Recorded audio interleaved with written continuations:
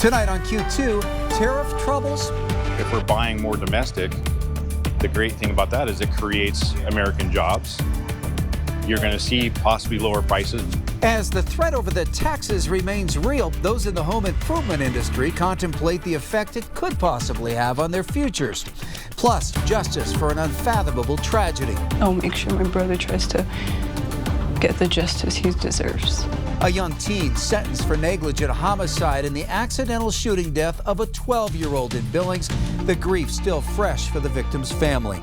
And neighbors helping neighbors. People sacrificing some really high-quality foods and then going and buying just garbage fluff for their kids and for their families. A Billings tattoo artist is leaving a lasting impression, not only on people's skin, but their dinner tables. The MTN 10 o'clock news starts right now.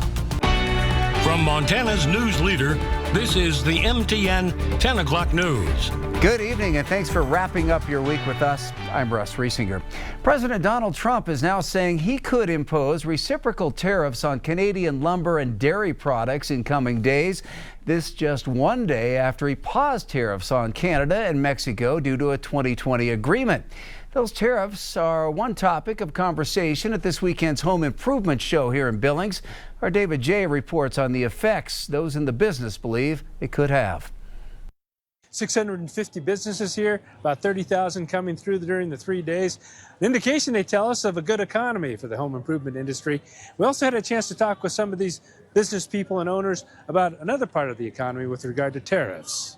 We don't need their lumber. We have more lumber than they do. We don't need Canada's lumber. President Trump delayed the 25% tariffs on Canada and Mexico. Part of the purpose of the tariffs, as stated in his executive order, is to keep his promise to stop the flood of illegal aliens and drugs.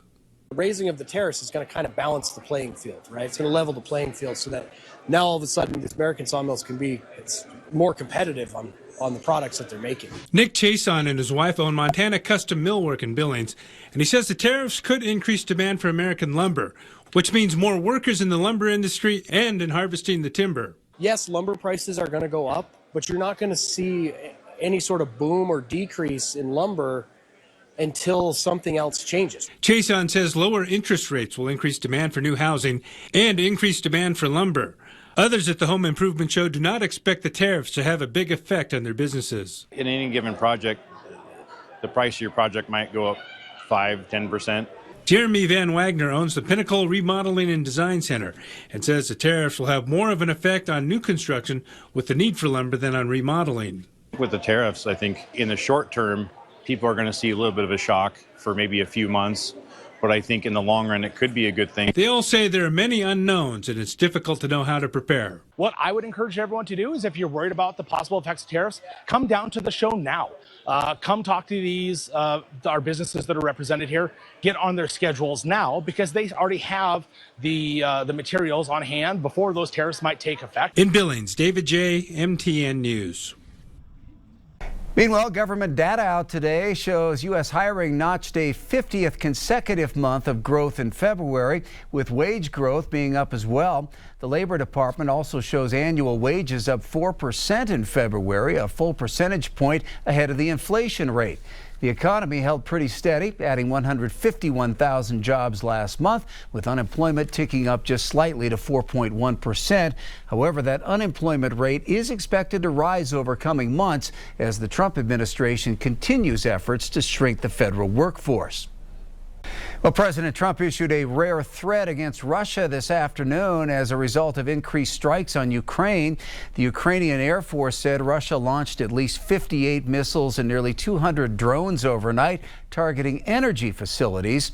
The president had this message for Russia saying, quote, "I am strongly considering large-scale banking sanctions and tariffs on Russia until a ceasefire and final settlement agreement on peace is reached." With those attacks, Trump says Ukraine needs to move quickly to agree to a ceasefire and peace deal. The administration is planning to renew those talks with Ukrainian officials next week in Saudi Arabia. Tonight, a 16-year-old boy is sentenced to 2 years at Pine Hills Correctional Facility in Miles City after being convicted as a juvenile of negligent homicide. The teen, who MTN is not naming because he was charged as a youth, shot and killed 12-year-old Andy Paul Beartusk Martinez inside a home on Terry Avenue in March of last year. His body found weeks later hidden in a shed behind the home. Prosecutors said Martinez was in a bedroom with 3 other teens when the 16-year-old accidentally fired the weapon, killing Martinez. A 13-year-old boy who helped hide the body was also sentenced this week to Pine Hills until he's 18. For the family of Martinez, while the sentencing brings closure, the pain and sadness is still very fresh. Our Isabel Spartz caught up with the sisters of Martinez as they continue to cope with the grief 1 year later. That initial investigation concluded on March 15th when the body of Anthony Paul Beartusk Martinez was found in a shed. That came weeks after a missing persons report was first filed.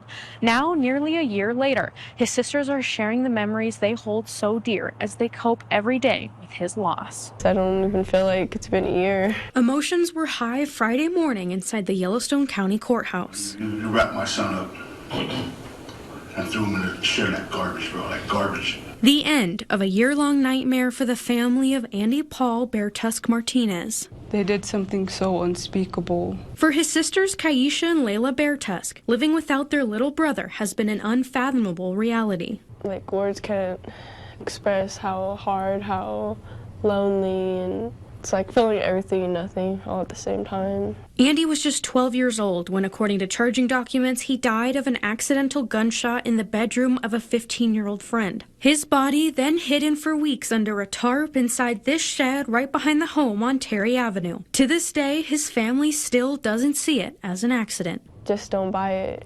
Everything they did afterwards and how they played it and how they made it seem like they didn't do anything is their true intentions, you know, when they did have that gun in their hand. They admit Andy was caught up in the wrong crowd, but believe he was on the right track. In fact, Andy was getting ready to move back to California with his father and was involved in sports. Those boys he was hanging out with are obviously bad, but Andy wasn't bad. He was in the wrong crowd.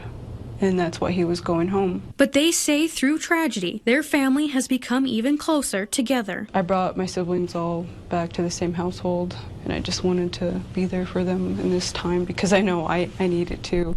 A smart, kind, and funny kid is how they remember their little brother. I just had a daughter too, and I had named her Andy Lena. She kind of reminds me of him in a way. I just want people to remember that smile and those big eyes. Now they'll always fight for the future he should have had. Andy's gone, but we're his voice. And as long as we're here, then I'll make sure my brother tries to get the justice he deserves. In Billings, Isabel Spartz, MTN News.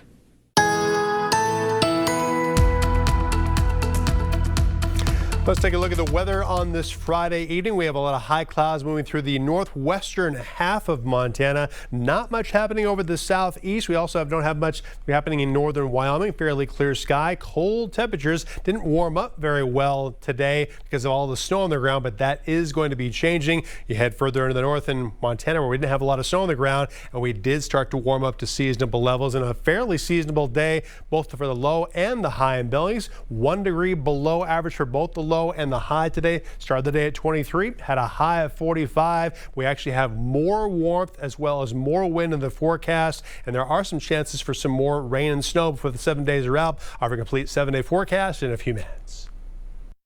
Well, exciting times at Zoo Montana as Amari the Wolverine has given birth to 3 Wolverine kits.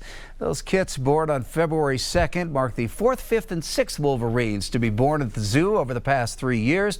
The little ones, 2 girls and 1 boy, are currently indoors as they bond and nurse with their mom. The Wolverines, which were born completely white, blind, and weighing less than 1 pound, will reach full size by the end of the year. The kits will not be available for viewing until Amari is comfortable letting them venture beyond the den.